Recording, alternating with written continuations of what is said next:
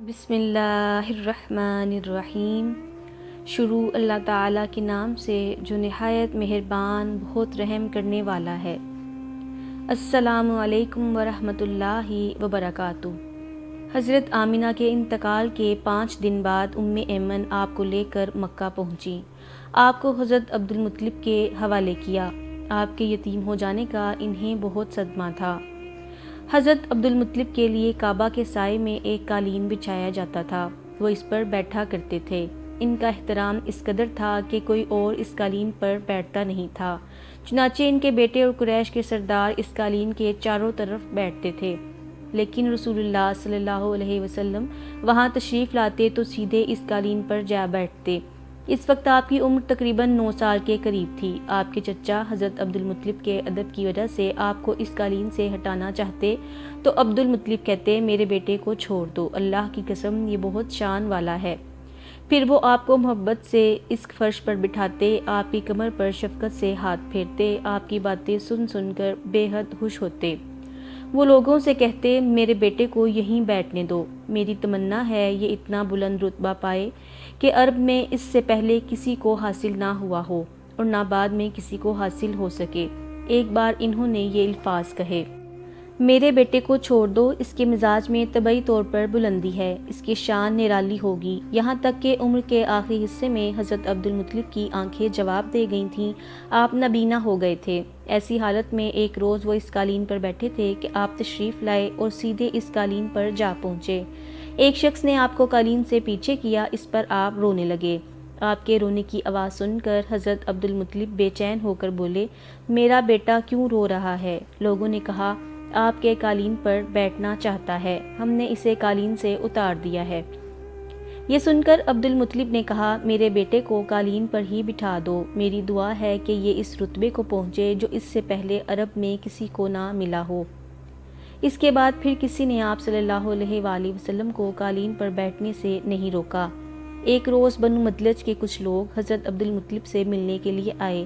ان کے پاس اس وقت آپ صلی اللہ علیہ وآلہ وسلم بھی تشریف فرما تھے۔ بنو مدلج کے لوگوں نے آپ کو دیکھا، یہ لوگ قیافہ شناس تھے۔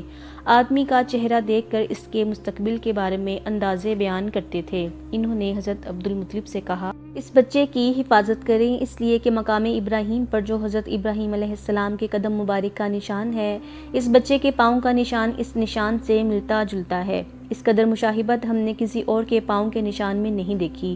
ہمارا خیال ہے یہ بچہ نرالی شان کا مالک ہوگا، اس لیے اس کی حفاظت کریں۔ مقام ابراہیم خانہ کعبہ میں وہ پتھر ہے جس پر حضرت ابراہیم علیہ السلام کعبہ کی تعمیر کے وقت کھڑے ہوئے تھے۔ معجزے کے طور پر اس پتھر پر ابراہیم علیہ السلام کے پیروں کے نشان رہ گئے تھے۔ لوگ اس پتھر کی زیارت کرتے ہیں، یہی مقام ابراہیم ہے۔ آپ صلی اللہ علیہ وآلہ وسلم کے پیروں کی مشابہت شاید اس لیے تھی کہ آپ حضرت ابراہیم علیہ السلام کی نسل سے ہیں۔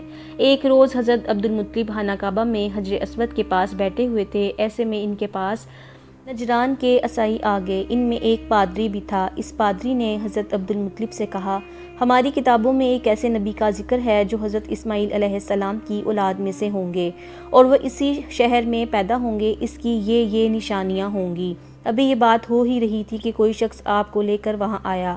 پادری کی نظر جو ہی آپ پر پڑی تو آپ کو دیکھ کر وہ کہنے لگا کہ وہ نبی یہی ہیں، یہ تمہارے کیا لگتے ہیں؟ حضرت عبدالمطلب بولے، یہ میرے بیٹے ہیں۔ اس پر وہ پادری بولا، اوہ تب یہ وہ نہیں، اس لیے کہ ہماری کتابوں میں لکھا ہے کہ اس کے والد کا انتقال اس کی پیدائش سے پہلے ہو جائے گا۔ یہ سن کر عبدالمطلب بولے، یہ دراصل میرا پوتا ہے، اس کے باپ کا انتقال اس وقت ہو گیا تھا جب یہ پیدا بھی نہیں ہوا تھا۔ اس پر پادری بولا، اچھا آپ اس کی حفاظت کریں۔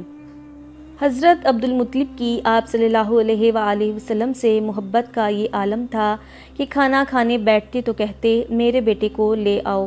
آپ تشریف لاتے تو عبدالمطلب آپ کو اپنے پاس بٹھاتے، آپ صلی اللہ علیہ وآلہ وسلم کو اپنے ساتھ کھلاتے پلاتے۔ بہت زیادہ عمر والے ایک صحابی خیدہ بن معاویہ رضی اللہ عنہ کہتے ہیں، میں ایک مرتبہ اسلام سے پہلے جاہلیت کے زمانے میں حج کے لیے مکہ معظمہ گیا۔ وہاں بیت اللہ کا طواف کر رہا تھا۔ میں نے ایک ایسے شخص کو دیکھا جو بہت برا اور بہت لمبے قد کا تھا۔ وہ بیت اللہ کا طواف کر رہا تھا اور کہہ رہا تھا، اے میرے پروردگار، میری سواری کو محمد کی طرف پھیر دے۔ اور اسے میرا دستے بازو بنا دے۔ میں نے اس بوڑھے کو جب یہ کہتے سنا تو لوگوں سے پوچھا یہ کون ہے؟ لوگوں نے بتایا یہ عبد المطلب بن ہاشم ہیں، انہوں نے اپنے پوتے کو اپنے ایک اونٹ کی تلاش میں بھیجا ہے۔ وہ اونٹ گم ہو گیا ہے اور وہ پوتا ایسا ہے جب بھی کسی گمشدہ چیز کی تلاش میں اسے بھیجا جاتا ہے تو وہ چیز واپس لے کر ہی لوٹتا ہے۔ پوتے سے پہلے ہی اپنے بیٹوں کو اس اونٹ کی تلاش میں بھیج چکے ہیں، لیکن وہ ناکام لوٹ آئے ہیں۔ اب چونکہ پوتے کو گئے کافی دیر ہو گئی ہے اس لیے پریشان ہیں اور دعا مانگ رہے ہیں۔ تھوڑی ہی دیر گزری تھی کہ میں نے دیکھا کہ آپ صلی اللہ علیہ وآلہ وسلم اونٹ کو لیے تشریف لا رہے ہیں۔ مطلب نے آپ کو دیکھ کر کہا میرے بیٹے میں تمہارے لیے اس قدر فکر مند ہو گیا تھا۔ عبد المطلب کی بیوی کا نام رقیہ بنت ابو سیفی تھا۔ وہ کہتی ہیں قریش کے لوگ کئی سال سے سخت قحط سالی کا شکار تھے، بارشیں بالکل بند تھیں، سب لوگ پریشان تھے۔ اسی زمانے میں نے ایک خواب دیکھا، کوئی شخص خواب میں کہہ رہا تھا اے قریش کے لوگوں تم میں ایک نبی آنے والا ہے اور وہ دن عنقریب ہے، اس کی برکت سے تمہیں زندگی ملے گی، یعنی خوب بارشیں ہوں گی، سرسبزی اور شادابی ہوگی۔ تم اپنے لوگوں میں سے ایک شخص کی تلاش کرو جو لمبے قد کا ہو، گورے رنگ کا ہو، اس کی پلکیں گھنی ہوں، بھویں اور آبرو ملے ہوں، اور سب پاک صاف ہو کر خوشبو لگائیں اور حجر اسود کو بوسہ دیں، پھر سب جبل ابو قیس پر چڑھ جائیں۔ پھر وہ شخص جس کا حلیہ بتایا گیا ہے آگے بڑھیں اور بارش کی دعا مانگے اور تم سب آمین کہو تو بارش ہو جائے گی۔ صبح ہوئی تو رقیہ نے اپنا یہ خواب قریش کے لوگوں کو بتایا۔ انہوں نے نشانیوں پر غور کیا تو سب کی سب نشانیاں انہیں حضرت عبد المطلب میں مل گئیں۔ چنانچہ سب ان کے پاس جمع ہوئے، ہر خاندان سے ایک ایک آدمی آیا۔ اس کے بعد سب ابو قیس پہاڑ پر چڑھ گئے۔ ان میں نبی کریم صلی اللہ علیہ وآلہ وسلم بھی تھے، آپ اس وقت 9 عمر تھے۔ پھر عبد المطلب آگے بڑھے اور انہوں نے یوں دعا کی اے اللہ ہم سب تیرے غلام ہیں، تیرے غلاموں کی اولاد ہیں، تیری باندیاں اور تیری باندیوں کی اولاد ہیں، ہم پر جو برا وقت آ پڑا ہے تو دیکھ رہا ہے، ہم مسلسل قحط سالی کا شکار ہیں، اب اونٹ گائے گھوڑے خچر اور گدھے سب ختم ہو چکے ہیں اور جانور پر بن آئی ہے، اس لیے ہماری یہ خشک سالی ختم فرما دے، ہمیں زندگی اور سرسبزی اور شادابی عطا فرما دے۔ ابھی یہ دعا مانگ ہی رہے تھے کہ بارش شروع ہو گئی، وادیاں پانی سے بھر گئیں، لیکن اس بارش میں ایک بہت عجیب بات ہوئی، اور وہ عجیب بات یہ تھی کہ قریش کو یہ سیرابی ضرور حاصل ہوئی مگر یہ بارش قبیلہ قیس اور قبیلہ مضر کے قریبی بستیوں میں بالکل نہ ہوئی۔ اب لوگ بہت حیران ہوئے کہ یہ کیا بات ہوئی، ایک قبیلے پر بارش اور آس پاس کے سب قبیلے بارش سے محروم۔ تمام قبیلوں کے سردار جمع ہوئے، اس سلسلے میں بات چیت شروع ہوئی۔ ایک سردار نے کہا ہم زبردست قحط اور خشک سالی کا شکار ہیں، جبکہ قریش کو اللہ تعالیٰ نے بارش عطا کی ہے اور یہ عبد المطلب کی وجہ سے ہوا ہے، اس لیے ہم سب ان کے پاس چلتے ہیں، اگر وہ ہمارے لیے دعا کر دیں تو شاید اللہ تعالیٰ ہمیں بھی بارش سے نواز دے۔ یہ مشورہ سب کو بہت پسند آیا، چنانچہ یہ لوگ مکہ معظمہ میں آئے اور حضرت عبد المطلب سے ملے، انہیں سلام کیا، پھر ان سے کہا اے عبد المطلب ہم کئی سال سے خشک سالی کے شکار ہیں، ہمیں آپ کی برکت کے بارے میں معلوم ہوا ہے، اس لیے مہربانی فرما کر آپ ہمارے لیے بھی دعا کریں، اس لیے کہ اللہ تعالیٰ نے آپ کی دعا سے قریش کو بارش عطا کی ہے۔ ان کی بات سن کر عبد المطلب نے کہا اچھا میں کل میدان عرفات میں آپ لوگوں کے لیے بھی دعا کروں گا۔ دوسرے دن صبح سویرے عبد المطلب میدان عرفات کی طرف روانہ ہوئے، ان کے ساتھ دوسرے لوگوں کے علاوہ ان کے بیٹے اور اللہ کے رسول صلی اللہ علیہ وآلہ وسلم بھی تھے۔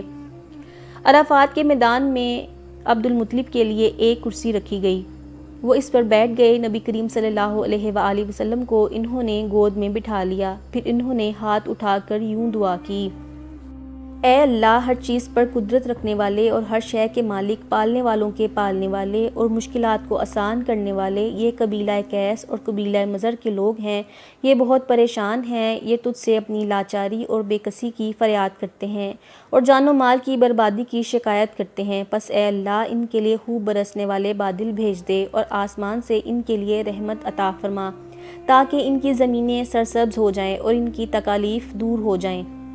عبد المطلب ابھی یہ دعا کر ہی رہے تھے کہ ایک سیاہ بادل اٹھا عبد المطلب کی طرف آیا اور اس کے بعد اس کا رخ قبیلہ قیس اور بنو مضر کی بستیوں کی طرف ہو گیا۔ یہ دیکھ کر عبد المطلب نے کہا اے گروہ قریش اور مضر جاؤ تمہیں سیرابی حاصل ہوگی، چنانچہ یہ لوگ جب اپنی بستیوں میں پہنچے تو وہاں بارش شروع ہو چکی تھی۔ بقیہ حصہ آئندہ آنے والی ویڈیو میں۔ بے شک اللہ تعالیٰ بہتر جانتا ہے، اگر اس ویڈیو میں کوئی غلطی یا سہو ہے تو اللہ تعالیٰ سے معافی کی طلبگار ہوں، اللہ تعالیٰ مجھے معاف فرمائے، آمین ثم آمین یا رب العالمین۔ اللہ حافظ۔